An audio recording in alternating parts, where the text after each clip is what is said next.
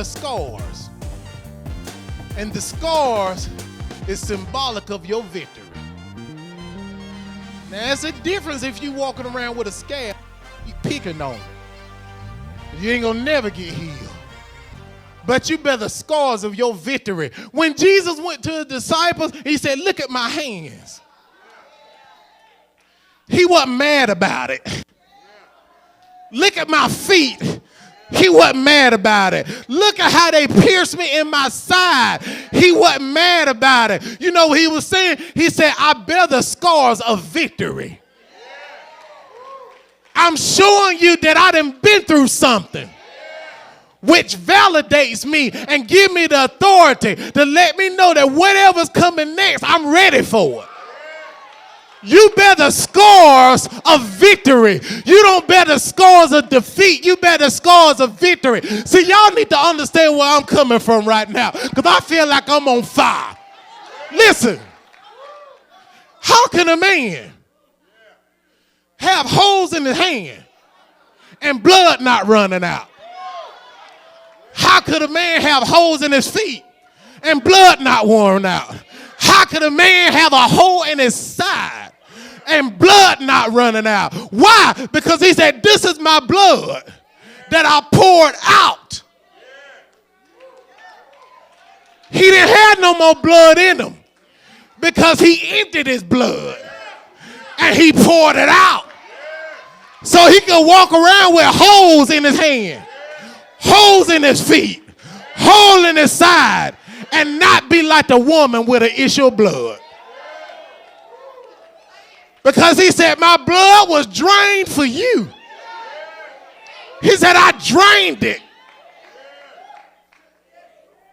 See, instead of you going around talking about something, oh, you don't know what I've been through. You don't know my story. You don't know my sorrow. Oh, you need to be comparing your scars. Look at somebody and say, it's time to compare the scars. What am I saying?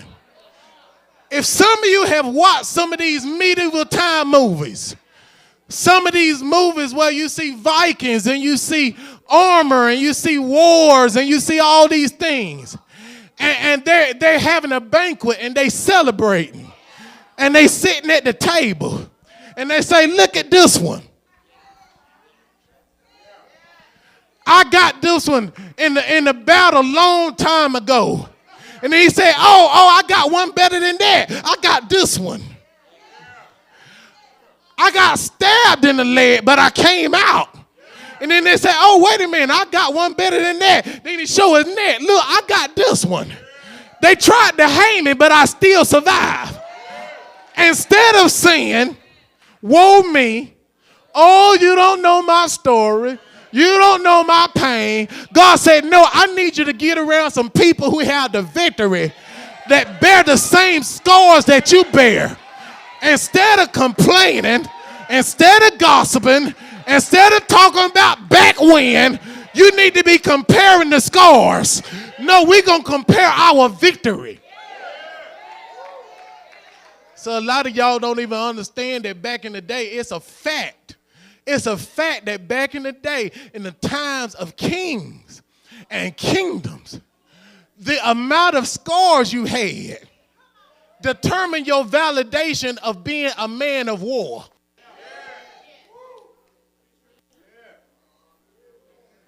The bigger the scar, the deeper the scar, the uglier how the scar looked. It gave you validation of being a man of war. A man that is a victor, a man that have triumphed over something that tried to take him out.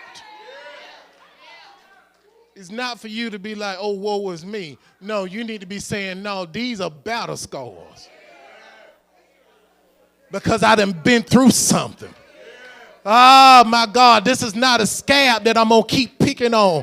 I'm not going to keep reliving this over and over again. No, this is a scar. See, Jesus didn't have no scab. He had a scar. He was bruised for our iniquities. The chastisement of our peace was upon him. And by his what? stripes. Oh my God. See, y'all done messed up. Y'all done got me happy. Y'all done got me happy now. I can dance now. By his stripes, I'm healed. With an ED on the end. See, I'm a victor because he's a victor.